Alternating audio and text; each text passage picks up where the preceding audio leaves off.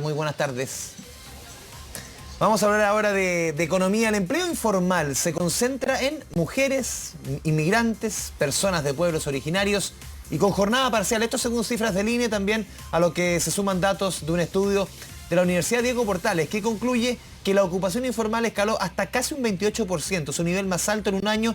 Para profundizar en estos números nos acompaña Juan Bravo, director del Observatorio del Contexto Económico de la Universidad Diego Portales. Juan, bienvenido a Canal 24 Horas. ¿Cómo te va? Buenas tardes. Hola Andrés, muy buenas tardes, muchas gracias por la invitación. A ver, Juan, entremos en materia inmediatamente. Estamos viendo, por lo menos en los números que, citando el estudio que ustedes publican, que se cruzan también datos del INE, ¿cuánto ha crecido el empleo informal respecto al formal en los últimos meses? Sobre todo en el último trimestre, que vimos entre lo que se pierde y lo que se crea de empleo informal. Hay poco más de 60.000 empleos, más una suma a favor. Distinto es el caso de los formales, que entre lo que se genera y lo que se pierde, una caída de 30.000. ¿Qué dice eso de nuestra economía? Ujú.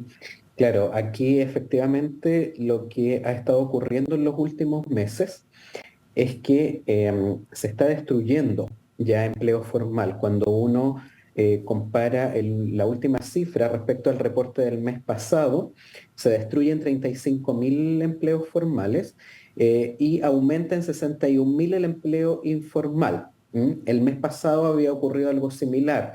Se destruyeron 42.000 empleos formales, ¿cierto? Y también había habido un aumento importante del empleo informal. Entonces, eh, situación opuesta a lo que había ocurrido a comienzos de este año, donde lideraba el empleo formal. Entonces, a medida que fue avanzando el año 2022, esto se fue deteriorando, pero llegó ya a esta destrucción de empleo formal una vez que empezó la recesión económica.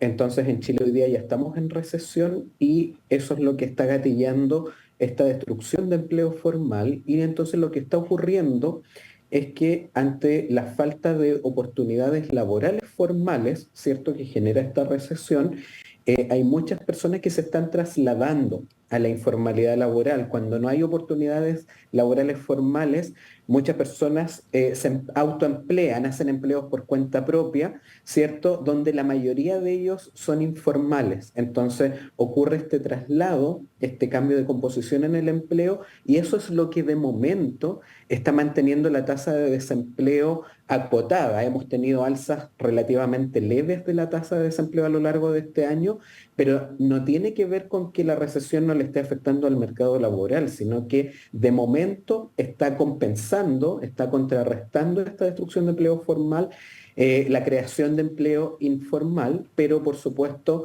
eso no se va a poder sostener permanentemente una vez que las cifras de la recesión, de la caída de la actividad económica se profundicen.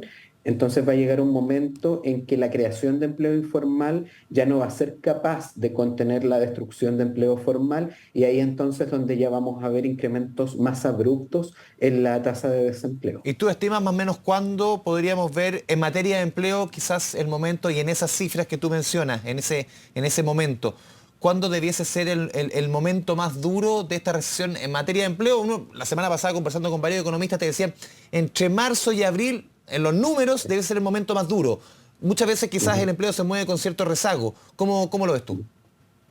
Sí, yo coincido. El peor momento en materia de la recesión se está pronosticando para el primer trimestre de 2023, pero efectivamente, como siempre, los efectos en el empleo perduran un poco más. O sea, el mercado laboral no se ajusta automáticamente apenas empieza la recuperación. Además que esa recuperación no es instantánea, ¿cierto? Toma tiempo. Entonces, los peores efectos en el mercado laboral deberían ocurrir entre marzo, digamos, del próximo año y el segundo trimestre de 2023, para luego ya hacia el segundo semestre ir mejorando Juan. paulatinamente las cifras. Sí, esa generación de empleo que se ha concentrado en lo informal, que tú mencionabas sobre todo en las últimas dos mediciones del INE.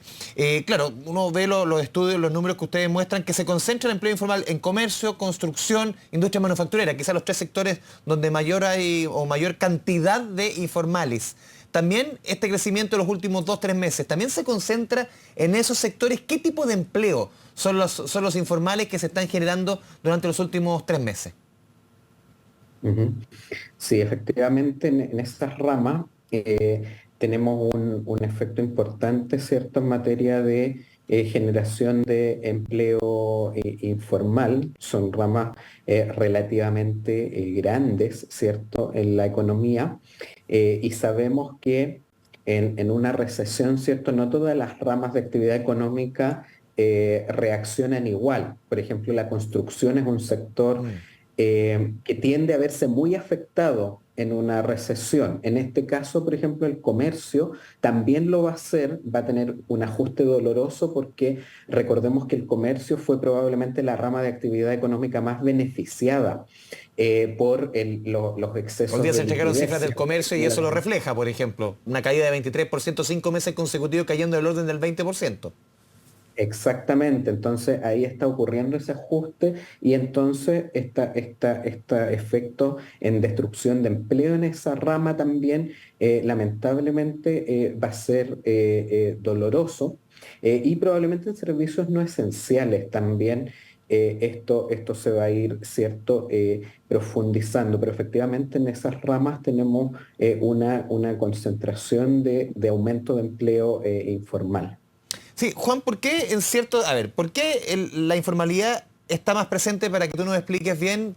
Claro, quizás para muchos la aplicación puede parecer o las razones son bien ciertas, pero ustedes desde los números, desde los estudios, sacando bien las cifras, ¿por qué se concentra más la informalidad en mujeres, en mayor, por ejemplo, que en hombres, en pueblos originarios, que en mayor de quienes no se identifican como miembros de pueblos originarios, y también porque es mayor en extranjeros, en estos tres grupos? Sí. Mira, tiene que ver fundamentalmente con las características de los empleos eh, en donde se insertan estos grupos. Por ejemplo, lo que detecta el informe es que en los empleos a jornada parcial tenemos una tasa de ocupación informal del 66,1%. En cambio, en los empleos de jornada completa, la tasa de ocupación informal es solo del 18,2%. Entonces, lo que estamos diciendo es que en Chile la mayoría de los empleos que se hacen a jornada parcial, o sea, de 30 horas semanales o menos, se ejercen en condiciones de informalidad. Y las mujeres tienden a tener una prevalencia de alrededor del doble que los hombres en empleos de jornada parcial. Y eso tiene que ver, ¿cierto?, con la división cultural de roles, donde son ellas las que fundamentalmente buscan formatos laborales que permitan conciliar las responsabilidades familiares con la vida laboral. No es coincidencia que las mujeres se inserten Mm. mucho más en empleos a jornada parcial. El problema es que usualmente los empleadores tienden a ofrecer pocas oportunidades, por ejemplo, de empleo asalariado formal a jornada parcial. Entonces, eso lleva a que simplemente las personas que necesitan formatos de jornada parcial lo hagan a través de la informalidad, porque es eso o no participar en el mercado laboral. Entonces, ahí tenemos una razón importante, por ejemplo, porque explica que las mujeres tienden a tener tasas de ocupación Juan, informal mayores que los hombres. sí, quería ¿Sí? hacerte una pregunta justamente en lo que acabas de decir. ¿Por qué se da, existe alguna razón para que los empleadores que necesiten trabajadores a jornada parcial no contraten de manera asalariada, con contrato y sea informal? ¿Existe alguna razón? Sí. Hay dos tipos de razones. Primero hay una razón económica ¿Mm? de que en economía hay una cosa que se llama los costos cuasi fijos, que en términos simples significa que son costos que se generan por el mero hecho de contratar a una persona independiente del número de horas que trabaje. Por ejemplo, implementos de seguridad, costos administrativos, etcétera. Entonces, tú los pagas por el mero hecho de contratar. Por lo tanto, si la persona trabaja más horas, entonces se prorratea más esos Ya. costos, ¿cierto?, que son cuasi fijos. Pero también hay una razón regulatoria. Por ejemplo, en el caso de la sala cuna, es el ejemplo más emblemático. Para un empleador no es lo mismo contratar 10 mujeres a jornada completa que 20 mujeres a jornada parcial, porque como tú sabes, la Claro, ley la ley dice que esa cada laguna. 20 mujeres, ¿cierto?, se gatilla esta obligación de generarse la cuna. Entonces, si bien la Mm. salacuna perjudica más a la mujer que al hombre, ¿cierto? Su contratación. Además, perjudica aún más la contratación de O mujeres sea, a es un jornada incentivo perverso parcial. en algunas ocasiones. Exactamente. Entonces, también la regulación contribuye a generar este efecto pernicioso en cuanto a desincentivar la contratación formal de jornada parcial. Sí, te preguntaba también por Eh, el tema de pueblos originarios y sí, extranjeros. sí, en el caso de pueblos originarios, esto tiene mucho que ver con las diferencias en cuanto a las ramas en las que se insertan. Los pueblos originarios tienden a insertarse mucho más que las personas que no pertenecen a pueblos indígenas en ramas como la rama agropecuario silvícola. Y la rama agropecuario silvícola es la segunda rama con mayor tasa de ocupación informal en Chile después de lo que tiene que ver con servicio doméstico, que es la rama con mayor tasa de ocupación informal en Chile. Pero el sector agropecuario silvícola tiene una tasa de ocupación informal en torno al 39%, 39,4% en la última medición, y los pueblos originarios entonces se insertan mucho más en este tipo de ramas. Además, en general, los pueblos originarios se insertan mucho más en ramas de baja generación de ingresos laborales. Y lo que nos dicen también las cifras es que entre las personas que ganan muy poca plata, que tienen muy bajos ingresos laborales, también se tiende a concentrar la informalidad, porque en esos segmentos, ¿cierto?, es donde los costos de formalizarse son muy altos. Te fijas, tener que destinar parte de ese ingreso que ya es bajo a pagar impuestos, al cumplimiento tributario, a pagar cotizaciones, etcétera. Entonces, por eso es que la informalidad se concentra en personas con ingresos laborales bajos, y esto entonces ayuda a explicar por qué los pueblos originarios también Mm. tienen mayores tasas de ocupación informal. En el caso de los extranjeros, fíjate que esto tiene mucho más que ver con la distribución geográfica a lo largo del país. Cuando uno analiza en el caso de los inmigrantes, las tasas de ocupación informal más altas se concentran en el extremo norte del país, tanto en la región de Tarapacá como en la de Arica y Parinacota. Las tasas de ocupación informal de los extranjeros son superiores al 50%. En cambio, en la región metropolitana es solo del 24%. Entonces, no es que en la región metropolitana esté exacerbada esta ocupación informal en los inmigrantes, sino que es en el norte grande. Y lo que ocurre en el norte grande es que ahí prevalecen mucho más las comunidades bolivianas y la comunidad peruana, que en sus países de origen se acostumbra a Claro. ejercer los empleos de manera O sea, en informal. Perú En la Bolivia, informalidad por es de 60, ejemplo, 70%, estamos hablando. En Chile en Bolivia, 27, de acuerdo al informe de claro, ustedes. exacto, en Bolivia es del 85% la tasa de ocupación informal. Entonces son grupos que culturalmente en sus países acostumbran a trabajar de manera informal, y entonces en el norte grande de Chile también tienden a ejercer sus ocupaciones con este tipo de formatos. Sí, Juan, en otro aspecto del estudio que ustedes publican, también marca y es súper decidor en cuanto a participación del empleo formal e informal el nivel de escolaridad, para que podamos profundizar en ese aspecto que es bien decidor y siempre ocurre, y lo hemos conversado tantas veces, como cuando ocurren las crisis económicas, cualquiera sea el tipo de ella, siempre golpea al empleo más precario. Claro, efectivamente, porque Eh, cuando uno ve por nivel educativo, lo que ve es que las personas que no han completado su enseñanza media, en ese grupo la tasa de ocupación informal es del 48%. O sea, es realmente muy alta en comparación, por ejemplo, al grupo que tiene educación superior completa, donde la tasa de ocupación informal es solo del 13,8%. Entonces, efectivamente, en las recesiones, digamos, donde se destruye mucho empleo, por ejemplo, las personas con educación superior completa no es que no les afecte, también Pero hay en mucho personas menor con educación medida. superior completa que quedan desempleadas, ¿cierto? Que las pueden desvincular, pero esas personas tienden a estar mucho más protegidas, tienden a tener menos ahorro y perdón, más ahorros para sortear situaciones, digamos, complejas. Entonces, esas personas, las personas que tienen niveles educativos altos, no tienen tanta necesidad, por ejemplo, de ir a insertarse un empleo informal cuando no tienen pega, porque pueden usualmente estar algún tiempo, ¿cierto? Buscando trabajo, ¿cierto? Porque tienen ya sea el seguro de cesantía, tienen ahorros guardados, entonces pueden afrontar un poco más fácilmente periodos de desempleo. En cambio, las personas de bajos ingresos, Mm. bueno, primero muchas se insertan en la informalidad, por lo tanto no hay mecanismos como el seguro de cesantía, no está ese acceso.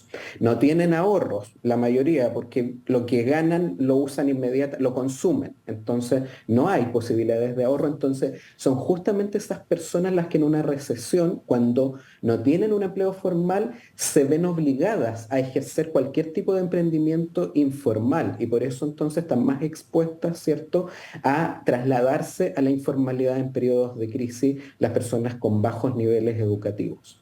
Por último, Juan, se nos va el tiempo. ¿Cuál es tu proyección para el devenir del empleo en este año que se inicia, el 2023? Las cifras no son halagüeñas, las proyecciones de crecimiento los vimos en el IPOM, en las encuestas de expectativas económicas, todas dan un crecimiento negativo en torno entre 1 y 1,5%. ¿Cómo eso va a repercutir en el empleo? ¿Cuál es quizás un consejo para millones de trabajadores en este 2023 que se viene? Claro, dar consejo hoy día es difícil, pero no hay balas de plata, pero en un año que me imagino que lo principal va a ser, no sé, mantener el empleo, cuidar la pega, si vas a ver otras alternativas laborales, quizás verlo con mayor precaución que otros años. ¿Cómo lo ves tú? Sí, efectivamente, aquí hay que considerar que lo peor, digamos, viene hacia el primer trimestre y segundo del próximo año. Va a depender mucho qué escenario se materializa. Si bien todos pronostican una recesión, el pronóstico del Banco Central es mucho más pesimista que Mm. el del Ministerio de Hacienda. Nosotros pronosticamos que si se cumple lo que indica el Banco Central, o sea, una caída del PIB en 2023 de en torno al 1,3%, la tasa de desempleo debería estar en un rango entre el 9 a 10%, que quizás no es tan alta como la de la crisis de 2020 en pandemia, pero 10% no deja de ser una tasa muy alta. Entonces, efectivamente, el llamado es a tener precaución. Por ejemplo, si uno está pensando, está evaluando opciones, claramente este no es el mejor momento para, por ejemplo, renunciar sin tener una opción segura. O sea, efectivamente, aquí hay que ser mucho más cauteloso en cuanto a la conservación de un empleo y entonces esperar, digamos, hacia allá, hacia el segundo semestre del próximo año, eventualmente para evaluar otras opciones y ahora tratar de, ¿cierto?, conservar los puestos de trabajo. Juan Bravo, director del Observatorio del Contexto Económico de la Universidad Diego Portales, te agradecemos como siempre tu buena disposición con Canal 24 Horas y muy felices fiestas. Muchas gracias, Andrés, igualmente para ti. Chao, chao. Vamos a cambiar de tema. 5 días del año nuevo, sigue la incertidumbre por la realización del tradicional show pirotécnico.